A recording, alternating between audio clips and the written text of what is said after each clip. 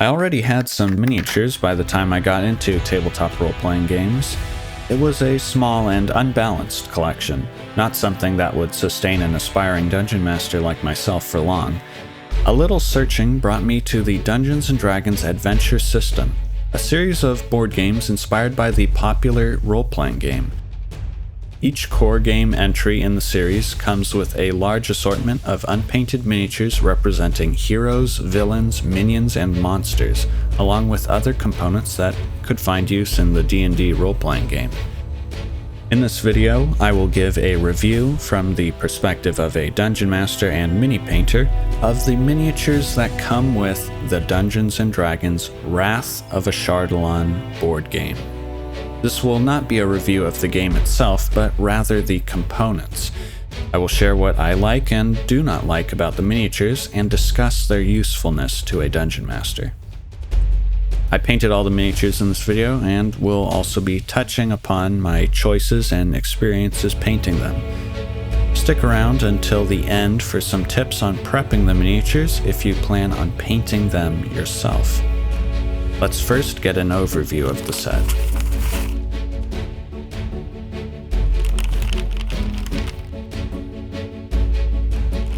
The Wrath of Ashardalon board game is the second installment in the D&D Adventure System series. In this game, a group of heroes scour the dungeons and halls carved into Firestorm Peak in search of the lair of the red dragon Ashardalon. Within these halls dwell the many hordes of beings that have come into service of the dragon, as well as locked away beasts that are not of this world. The 42 miniatures included in this board game have less of an overarching theme when compared to the previous entry in this series. 4 categories come to mind when glancing over this miniature assortment. The first category is the heroes. Humanoid minions make the second category. Third, we have Abberations. The fourth and final category is beasts and animals. Let us start by going over the heroes. 5 heroes shall venture to Firestorm Peak. Keyleth the Elf Paladin, not to be confused with Keyleth the Druid from Critical Role, is a versatile mini. This model could represent many of the armored D&D character classes on the tabletop. I can also see this passing as a monk miniature due to the combat stance. She has quite a lot of armor, of which I painted silver and gold. I gave the coat of armor a layer of gloss varnish so that it would glisten in the light. This is a nice heroic miniature.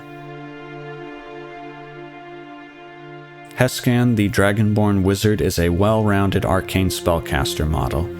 He has a staff, he has a robe, he has a fancy cape. He does not have a beard, but he's a dragon man, so it evens out. This model is a wizard or sorcerer if I have ever seen one. I went for red and blue colors for Heskan's robe and cape. I mixed up a bright green color for the headpiece of his staff, and gave him some yellow scales.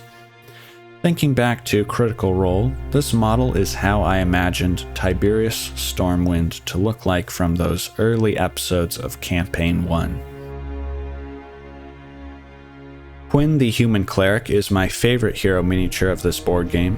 It is also a miscast mini. The face is slightly detached from the head, leaving a raised lip around the face. Normally, a miscast mini is an undesirable find.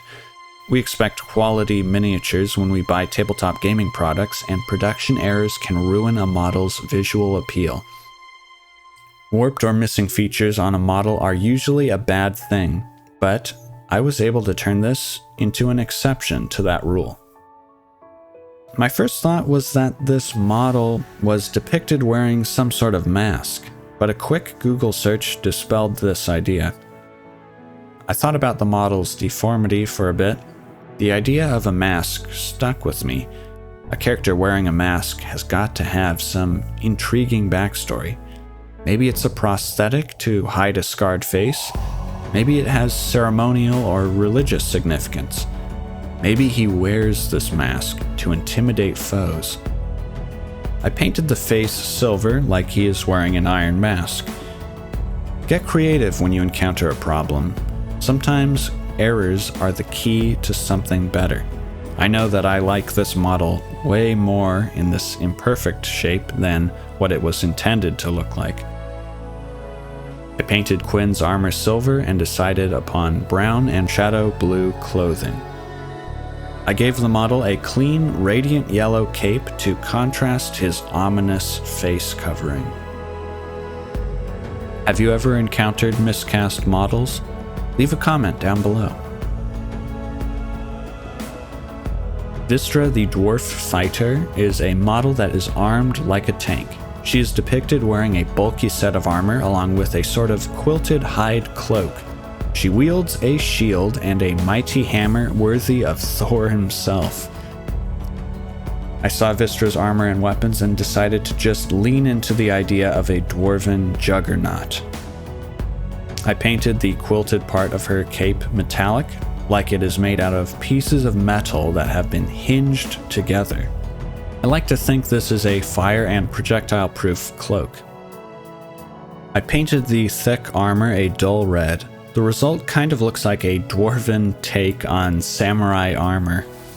I see this as a high-level character model, so I also painted gold trim and a green wash over the shield and hammer to suggest that they are some sort of set of artifacts or just equipment of exceptional craftsmanship.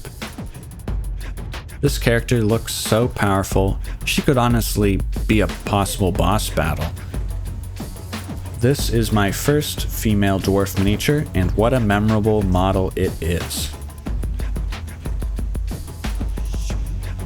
Tarak the Half-Orc Rogue is another memorable mini. Tarak is depicted wearing studded leather armor, and I painted it as such. I like the choice of weaponry on this mini. It seems like you don't see a lot of hand crossbows on Dungeons & Dragons miniatures. This model would be great for an orc or half-orc assassin. One criticism I have of this model is the placement on the base. The outstretched crossbow arm puts the center of mass a little bit forward, making the model more likely to fall in that direction. The model should have been offset a little bit backwards to even this out. That is all the hero models. Now let's get into the enemies that these heroes will face. This category of models consists of non-player humanoids that are living in Firestorm Peak. Orcs are a classic enemy for Dungeons & Dragons players to fight, and there are quite a few of them in this board game. Kraash, the Orc Storm Shaman, is not my favorite model, but he is useful for depicting an Orc tribe's religious leader or spellcaster. Kraash is seen wearing a wolf hide and what appears to be a mix of cloth and leather clothing. I definitely could have painted the wolf hide better. Kraash is depicted wielding a kind of cleaver-shaped short sword and a lightning bolt medallion. The Orc Smashers are a familiar model of a mace and shield-wielding orc wearing leather and chainmail. I painted these guys just like my pre-painted version. I think they ended up looking better. If I were to change one thing about these thugs, I would make their maces or clubs a little longer. They are great detailed orc models. There's not that much more to say about them. These Orc Archers are a welcome addition. I'm lacking a lot of ranged weapons among my enemy minis. I painted two of them to be wearing drab brown cloth and leather armor. This model's tall, confident posture, along with this type of armor and the bow, make for an excellent proxy for Lurtz in the Middle-earth strategy battle game.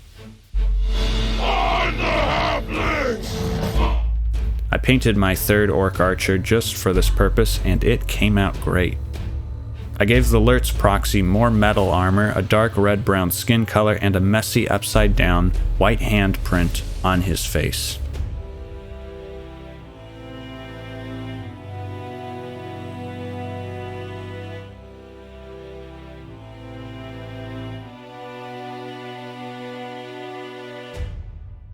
Kobolds are another useful creature to have miniatures for when running D&D. These Kobold Dragonshields stand out from most other official D&D Kobold minis as they are much more heavily armed. They are wearing heavy armor, wield menacing curved swords, and bear shields shaped like the head of a dragon. I decided to paint their armor dark bronze and their weapons a gunmetal color. It is nice to have some heavy infantry kobolds in the collection. Meerak, the Kobold Dragonlord, is a leader among the kobolds. Meerak is equipped with sword, shield, and armor, but they are slightly less stylized than those of the Dragonshield models. The model is also wearing a backpack, which in my mind immediately opens the model up to being used to represent a player character. I painted his scales red to make him stand out among my other kobolds. This model is a welcome addition to my collection, as my other minis for kobold leaders are either all shamans or sorcerers. These Legion Devils are some of my favorite minis in the board game. The sculpts are based off of art from the 4th edition D&D Monster Manual. That piece of art is one of my favorite depictions of devils in Dungeons & Dragons, and I am pleased to see that it was turned into a miniature. I painted their armor gunmetal, and then dry brushed some black on top to give a tarnished appearance like their armor has been blackened by the heat of the 9 hells. I painted these a while ago, so I don't remember whether it was the model itself or the paint job, but the details are blurry around the hands holding the swords. Thinking about this a little more, one could interpret these long gauntlets that kind of blur into a sword to be patas, or gauntlet swords. I could imagine these to be cursed gauntlet swords that cannot be removed by the devils. Perhaps this equipment forces them to hold their weapons and fight rather than flee the blood war. I painted 2 of them with green skin and 1 with crimson skin. I wish I had more of these miniatures so I could try out additional fiendish skin tones like blood red, charcoal, and blue. 3 is not enough. I need a legion of devils. I painted the symbols on their shields bright orange like they are glowing from a hellish enchantment. These models serve as great fiendish foot soldiers on the tabletop. They could also represent tieflings in a pinch. Apparently Duergar also live in Firestorm Peak. In D&D, Duergar are dark dwarves that live in the Underdark. I chose to just paint these models like normal dwarves. This will make them more useful to me in the long run. They have lots of armor, big shields, big hammers, and battle-damaged capes. I painted their armor silver with gold decorations, their cloaks a natural red-brown, and their shields bronze and gold. One nice touch is the plain surface on the shields. It is a blank canvas for us miniature painters to apply our own choice of an emblem.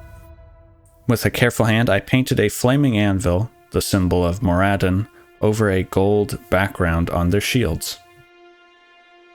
Their hammers look like a 2-handed maul, which would be difficult to wield simultaneously with the shield now that I'm thinking about it. Margrath, the Duergar captain, is significantly less armored than his fellow guards. I chose to paint him like a dwarf instead of a Duergar as well. I like this model because it depicts a dwarf without heavy armor while not looking like a spellcaster. This dwarf could be a rogue or a monk. I painted his clothes mostly brown. I like his coat in particular. He looks like he could be seen wandering the rainy streets of a big coastal city. I really want to make a monk character for this miniature. Apparently, Ashardalon's mountain is host to 1 or more portal gateways that lead to strange alien worlds, and cultists are interested in opening these gateways. These cultist models are fun and a highly usable addition to a dungeon master's arsenal. At some point in the campaign, these models are going to find use. They could be trying to summon an alien horror, they could be worshipping an evil god. Maybe a bit of both. Either way, they are bound to be defeated by heroes or eaten by a giant monster. I painted their cloaks and robes purple. They wield a dagger and a mace, and wear a string of skulls. These models could also work as wizard or priest NPCs. The cultists and the next group of models would also be useful in a game like Call of Cthulhu. This next group of minis is a mix of aberrations. They are strange alien beings from other worlds. They are weird and creepy. First up, we have some Gibbering Mouther. Fight the urge to say it. It's gibbering, not gibbering. Okay. First up, we have some Gibbering...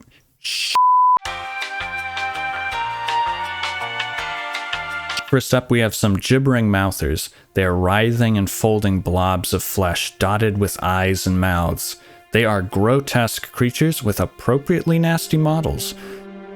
These are simple to paint, but the challenge is getting every single eye and mouth painted. I had to open my paints up again and again because I just kept missing a few of the eyes here and there. I applied a glossy varnish to give them that wet, slimy appearance. If I were to paint these again, I would have given them some more variation in their flesh colors. I'd like to try painting one with a pallid gray skin and another with a meaty red. These Grells are also creepy, and I love it. They are beaked, floating brains with many tentacles. I decided to paint the tentacles a slightly different color on each model. I followed up with a crimson wash that I bought a long time ago. These models are just the right project for this wash. I painted all of their beaks and tentacle barbs this army green. Each Grell got a few coats of gloss varnish to make them look wet. When thinking about weird creatures in D&D, Grells are among the first that come to my mind. You are bound to draw a reaction from your players when you place one of these gross things on the battle map. Bellax is a type of lesser beholder known as a Gauth. He has 6 eye stalks and a mouth full of sharp teeth. I painted its skin crimson and gave each of the eyes on the stalks a different color. The mouth full of sharp teeth is my favorite part of this model. The thin line of exposed gums between the teeth and lips give this creature a hideous smile. At the time of painting this, I did not have any beholder miniatures. Some beholder depictions have insectoid traits. Bellax here is on the other side of the spectrum. It does not have scales or plates of natural armor. It has skin and jointless tendril eye stalks. This could make for a nice boss fight for a lower tier party of adventurers. I look forward to the time when I deploy this creature on the tabletop. The last of the aberration miniatures is the Otyugh. This is one of my favorite D&D models because of how alien it looks. It has 3 legs, 3 tentacle arms, one of which has eyes, and a large maw filled with jagged teeth. This definitely has a Lovecraftian appearance. The mouth is one of the highlights of the model. I painted the interior a red-brown color and gave it a purple-blue tongue. I used some gloss varnish on the inside of the creature's mouth to simulate saliva. I painted the creature's skin a brownish yellow. If you are painting one of these, then make sure to go over it with a dark brown wash. Otyughs are known to live in and consume filth. A brown wash will help make it look dirty. I can imagine those cultists from earlier opening a gateway, and then this thing comes out and just...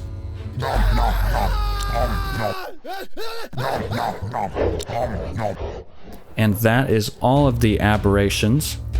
Time to move on to the next category. This last group of models consists of wild animals and beasts. These snakes are nice miniatures. Their bodies have some crisp detail on their scaly exteriors. They are positioned rising from a coiled pose, ready to lunge at an aggressor. I wanted to paint these snakes with some natural color schemes. I went with green, brown, and yellow, and I'm happy with the results. I tried to give each snake's underside a lighter color. I think the effect was too subtle on the green snake, but I am satisfied with how the other two turned out. Giant animals are pretty generic as far as D&D monsters go. These are useful minis, but there is not much more to be said about them.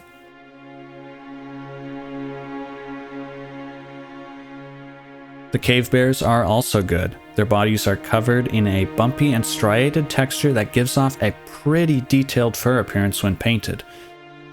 I like variety in my minis, so I painted these 3 different colors as well. I made one black, one brown, and one lighter brown. These are probably the heaviest Dungeons & Dragons miniatures that I have seen on a medium-sized base. They are hearty compared to a standard player character mini. These cave bears feel very durable but are really pushing the boundaries of their base size. They feel too big for medium bases and yet too small for large bases. I will say that these bears and the giant snakes are probably the highest quality sculpts out of all of my official D&D minis of wild animals. The Rage Drake is a ferocious looking model. The shape of its body looks reminiscent of a large cat, but it is covered in scales, has a dragon-like head, and a mouth full of small, sharp teeth. I painted most of its body red with a transition to brown on its legs, undercarriage, and the frills around its head. A dark wash helps bring out the texture of this model's scaly hide. I painted the top of that ridge on the back of the neck orange. I already have some ideas of how I would use this mini. This creature could be a fun pet for the villain, a monstrous mount, or even a boss in a gladiator arena. This battle is boring. Release the Rage Drake. Bonus perk, the Rage Drake's mouth opens wide enough to stick the cultist's head in. These cultists, they are destined to be eaten by something they think they can control. The final miniature included in the Wrath of Ashardalon board game is the big bad dragon himself, Ashardalon. The miniature for Ashardalon is a huge-sized red dragon depicted sitting upright on a boulder. This dragon has a good amount of detail, like the other models in this category. I painted it with a red and yellow color scheme, similar to another dragon that I have painted. One notable difference, though, is the wings.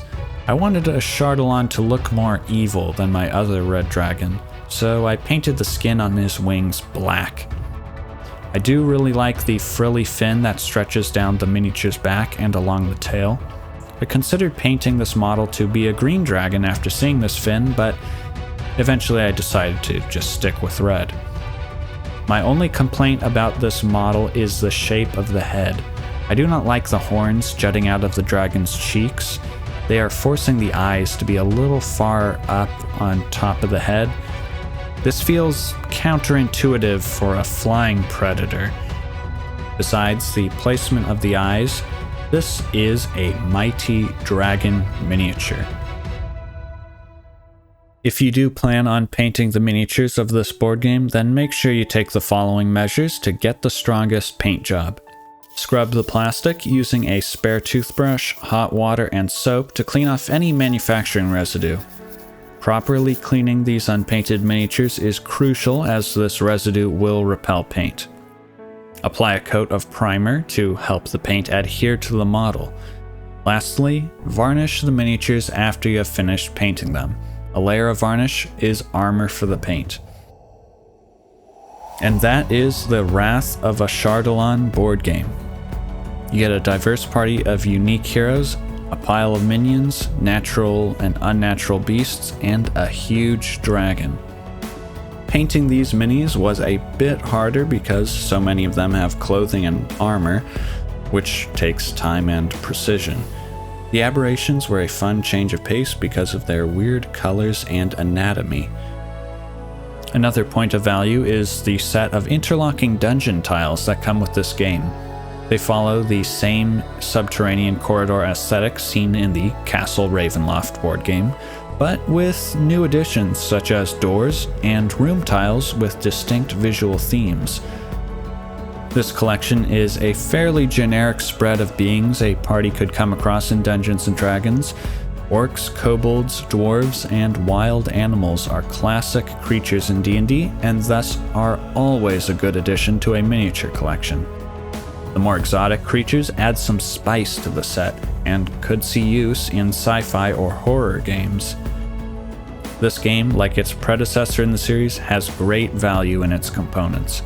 If you don't mind unpainted miniatures, then the Wrath of Ashardalon board game is a good way to kick off a new mini collection or expand an early one. If you enjoyed the video, then leave a like. If you did not, then tell me why.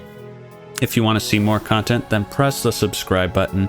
I think it's all the way on top of Firestorm Peak, and the Cultists, they won't mind. They've already been eaten by everything that came out of the portal. I will leave you now with some more clips of these miniatures.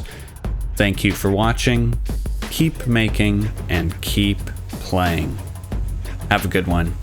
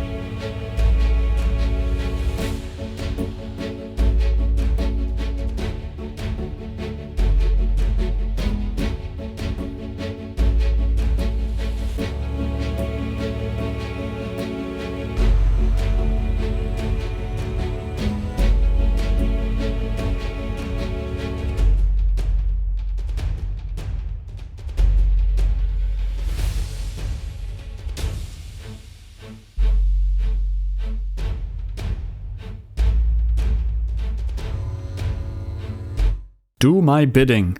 Oh god.